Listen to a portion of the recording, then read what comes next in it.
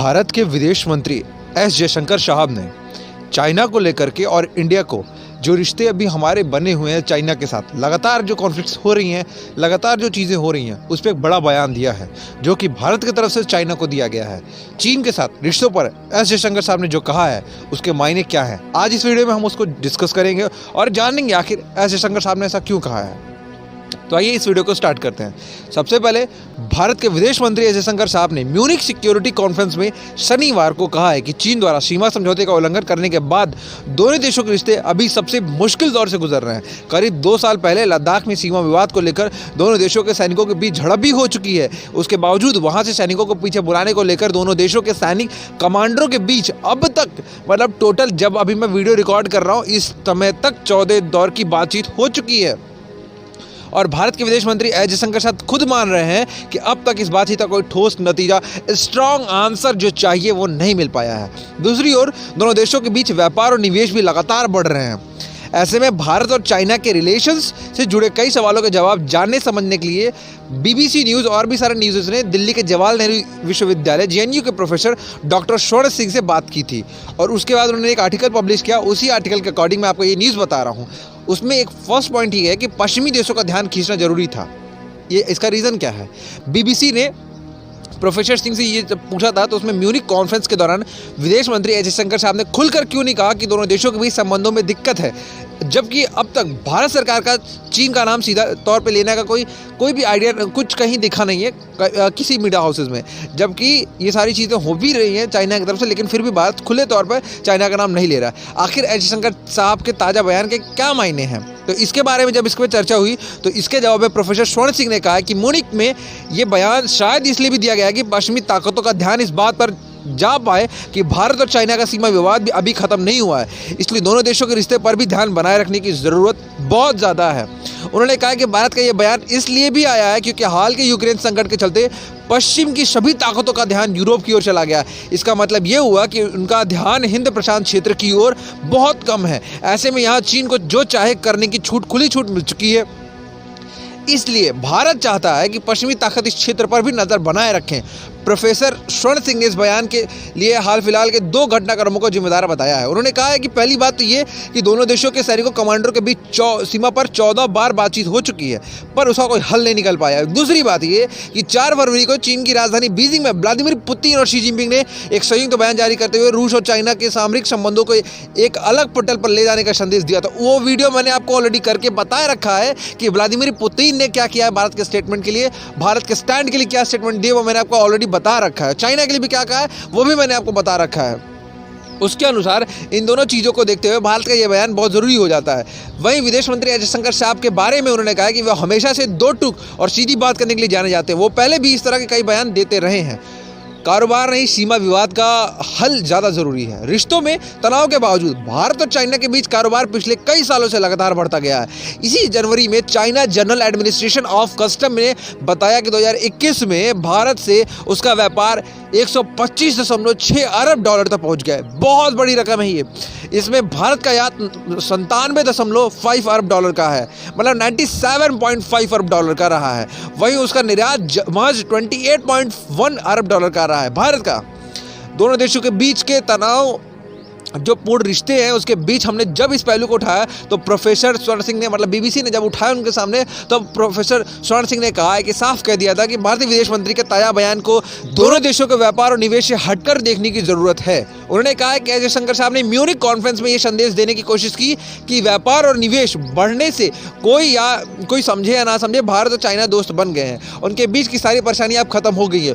Professor Singh ये भी कहते हैं आगे कि जयशंकर ने साफ तौर पर कहा है कि सीमा पर तनाव की स्थिति भारत और चाइना के संबंधों की प्रकृति को तय करती, मतलब उसके नेचर को भी तय करती। इस संदेश से बिल्कुल साफ हो जाता है कि भारत के लिए इस वक्त चाइना के साथ रिश्तों की सीमा पर तनाव बहुत महत्वपूर्ण है, बहुत ज़्यादा इंपॉर्टेंट है।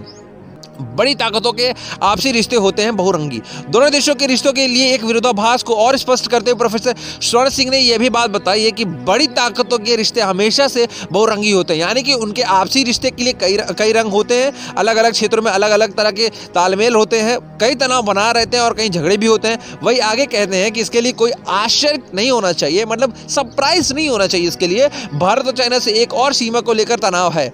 वहीं दूसरी ओर दोनों के बीच कारोबार और निवेश लगातार बढ़ रहे हैं, तो ये फ्रेंडशिप को शो भी करता है। इस प्रकार के संबंधों को समझने के लिए उन्होंने ब्रिटेन और फ्रांस या ब्रिटेन के और जर्मनी या ब्रिटेन या रूस या अमेरिका और चाइना के संबंधों को देखने की बात कही है। भारत में बहुत ज़्यादा घरेलू राजनीति भी चीन का एक मुद्दा है। ये भी बीबीसी की रिपोर्ट में ये भी बताया गया है। बीते कुछ महीनों से चीन को लेकर विपक्ष मोदी सरकार पर लगातार हमले करते रहता है। चुनाव में भी सीमा विवाद के मसले को उठाया गया है, तो देश की अंदरूनी राजनीति में भी चीन इतना अहम क्यों होता जा रहा है। इस पर प्रोफेसर स्वर्ण सिंह ने बताया कि विदेश नीति जो है उससे जुड़े सवालों पर घरेलू राजनीति में पहले भी उठते रहे। वो कहते हैं करीब 20 सालों से भारत की घरेलू राजनीति में खासकर चुनाव के वक्त विदेश नीति के मुद्दे सामने आते रहते हैं। भारत और अमेरिका के बीच जब परमाणु करार पर बातचीत हो रही थी उस वक्त भी उससे जुड़ी बातें खूब उछल रही थी। उन्होंने कहा है कि चीन के साथ सीमा विवाद के चलते गलवान के हिस्सा के बाद पूरे देश इस मसले को लेकर बहुत जागरूक हो चुका है, अलर्ट हो गया पूरा देश, क्यूरियोसिटी होगी इस चीज़ को जानने के लिए। प्रोफेसर सिंह ये भी कहते हैं कि ऐसे माहौल में यदि यह तनाव 2 साल तक बना रहा तो इस दौरान यहाँ की राजनीति और चुनाव का चीन का जिक्र तो होगा ही। और उन्होंने क्या इस पर भी कहा है, उस पर आगे समझ लीजिए। और क्या कहा था एस जयशंकर साहब ने, वो आपको अब सुनना होगा। भारत के विदेश मंत्री ने म्यूनिक सिक्योरिटी कॉन्फ्रेंस में ये भी कहा है कि दोनों देशों के रिश्ते की दशा में वास्तविक नियंत्रण रेखा LAC मतलब लाइन ऑफ एक्चुअल कंट्रोल की स्थिति से तय है। उन्होंने एक सवाल के जवाब में कहा कि हम चीन के साथ दिक्कत का सामना कर रहे हैं। दिक्कत यह है कि 45 साल से वहां शांति थी, सीमा प्रबंधन को लेकर स्थिरता थी, लेकिन 1975 से बॉर्डर पर कोई हताहत नहीं हुआ था। लेकिन स्थिति अब बदल गई है। विदेश मंत्री ने कहा है कि हमारे चीन के साथ समझौते जो हुए थे उसे हम सीमा कहते हैं। जहाँ पे हमने स्टैंड ऑफ किया था, जहाँ पे हमने एग्रीमेंट किया था, उसी को हम चाइना के साथ अपनी बॉर्डर लाइन मानते हैं। बट असल में वो वास्तविक नियंत्रण रेखा है, वहाँ सैन्य बल तैनात नहीं होंगे। लेकिन चीन ने उन समझौतों का उल्लंघन किया है। एस जयशंकर साहब ने कहा है कि इसके बाद दोनों देशों के प्रतिनिधियों के बीच कई दौर की बातचीत हुई है, जो कि मैंने आपको ऑलरेडी बहुत सारे वीडियोज़ में बता रखा है। दोनों देशों के विदेश मंत्रियों की बैठक भी सहमति बनने के बाद फरवरी 2021 में डिसमिटेड की प्रक्रिया शुरू हुई थी। अभी तक दोनों देशों के बीच 14 दौर की बातचीत हो चुकी है। जब मैं भी वीडियो रिकॉर्ड कर रहा हूँ उस टाइम तक भारत और चाइना के आर्मी कोर कमांडर की 14वें दौर की बातचीत कंप्लीट कर ली गई है, लेकिन आज तक अभी तक कोई सॉल्यूशन नहीं निकल पा रहा है। लेकिन कोई बड़ा नतीजा सामने नहीं आया है। इससे पहले इसी महीने भारतीय विदेश मंत्री ने ऑस्ट्रेलिया में कहा था कि उन्होंने क्वाड देशों के नेताओं से भारत और चाइना के सीमा विवाद पर चर्चा की है। क्वाड में भारत और ऑस्ट्रेलिया के अलावा अमेरिका और जापान भी है। क्वाड के ऊपर मैंने ऑलरेडी वीडियो बना के रखा हुआ है, वो भी आपके आई बटन पे डिस्क्रिप्शन में दे दूंगा मैं, आप देख सकते हैं। वहाँ से भी 2 साल पहले शुरू हुआ था ये टकराव, लद्दाख सीमा को लेकर पैदा हुआ। जो लोग नहीं जानते होंगे चाइना और भारत के रिश्ते क्यों खराब हुए हैं, तो जो लोग नए हैं उनके लिए मैं ये चीज़ बता देना चाहता हूँ। लद्दाख सीमा को लेकर पैदा हुआ था ये विवाद। भारत और चीन के रिश्ते करीब 2 साल पहले खराब हो गए थे। 2020 में दोनों देशों के बीच गंभीर तनातनी की स्थिति पैदा हो गई थी। 1 मई 2020 को दोनों देशों के सैनिकों के बीच पूर्वी लद्दाख की पेंगोंग झील में, जहां पे एक बफर जोन था, चाइना उस बफर जोन में आ गया था और अब कह रहा था भारत के सैनिकों को कि आप पीछे जाइए, हम आपके एरिया को बफर जोन बनाएंगे।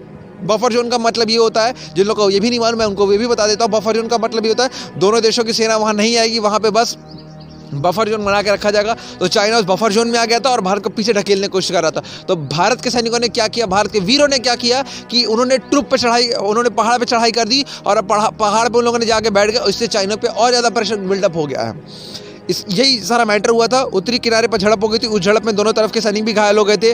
चाइना के कितने कुत्ते मरे थे उन्होंने आज तक एक्सपोज कभी नहीं किया है, क्योंकि अगर उन्होंने बता दिया, चाइना की पीपल्स लिबरेशन आर्मी ने ये चीज़ डिक्लेयर कर दी कि हमारे यहाँ कितने सैनिक मरे थे, तो चाइना को ये डर लगता है कि हमारे देश की जनता आक्रोशित हो जाएगी, हमारी सरकार गिर सकती है, हमारे सेना में कोई नहीं जाएगा। हमारे सेना के लोग डरते हैं और ऐसी ठंडी का माहौल चल रहा है, तो कहीं गलवान में या कहीं भी उनके जो सैनिक होते हैं ठंड में जाने से डरते हैं। लेकिन भारतीय इंडियन आर्मी की अगर मैं बात करता हूँ तो इंडियन आर्मी बिल्कुल भी झिझकती नहीं है। और इंडियन गवर्नमेंट की अगर मोदी सरकार की बात करता हूं तो मोदी सरकार ने एक्सेप्ट किया था कि हमारे इतने सैनिक मरे हैं, और चाइना ने कभी भी एक्सेप्ट नहीं किया कि उसके कितने कुत्ते मरे हैं। लेकिन बहुत बड़ी यूनिवर्सिटीज़ ने इसको एक्सपोज कर दिया और संख्या 40-50 से पार की है। लेकिन चाइना ने अभी तक अपने कुत्तों की संख्या को एक्सपोज और एक्सेप्ट नहीं किया। उसको डर यही है कि हमारे देश में कुछ माहौल बदल जाएगा। खैर, चीन ने घटना के कई महीने बाद ये बताया था कि झड़प में उसके 4 सैनिक मारे गए। आप सोच सकते हैं 4 ही सैनिक मारे जाएंगे। हालांकि कुछ हफ्ते पहले आई एक रिपोर्ट में दावा किया गया तो मारने वाले चीनी सैनिकों की संख्या कहीं ज़्यादा थी। जून की घटना के बाद दोनों देशों के बीच लद्दाख की सीमा को गतिरोध शुरू हो गया था। उसके बाद दोनों देशों ने धीरे धीरे उस इलाके में सैनिक और हथियारों की तैनाती बढ़ा दी थी। ये पूरी रिपोर्ट आज मैंने आपको जो बताई, चाइना के बीच हमारे बीच क्या रिलेशंस है, कहाँ हम लोग की दिक्कत आ रही है, कहाँ हमारे बिजनेस ट्रेड्स हैं, कहाँ क्या चीज़ें हो रही, सब कुछ आज इस वीडियो में मैंने आपको बताया। हमारे भारत के विदेश मंत्रालय की तरफ से क्या बयान दिया गया है आप देख सकते हैं। मैंने रेगुलर्स की वीडियो में भारत के विदेश मंत्रालय की एक अलग प्लेलिस्ट मैंने बना के रखी है, आप विदेश मंत्रालय के वहाँ बयान देख सकते हैं। सबसे ज़्यादा विदेश मंत्रालय बयान देता है तो चाइना को लेकर के देता है। इस वीडियो में मैंने आपको चाइना और इंडिया से रिलेटेड सारी क्वेरी जो भी आपकी चाहिए थी वो मैंने आपको दी। इस वीडियो पर आपका क्या मानना है हमें कमेंट करके जरूर बताइएगा। Thank you so much for your watching.